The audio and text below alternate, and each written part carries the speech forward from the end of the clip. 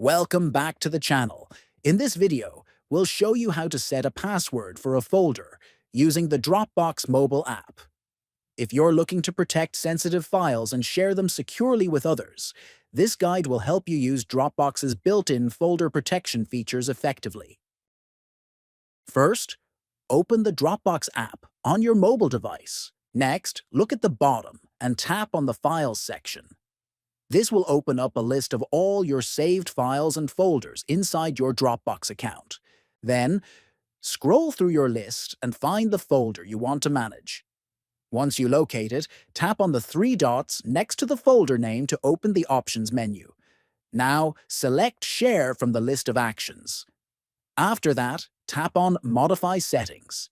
Here, you will see various permissions related to the folder. Next, find the Require Password option. Tap on it, then enter the password you want to use for accessing the folder. Once you've typed it in, tap on Set to confirm.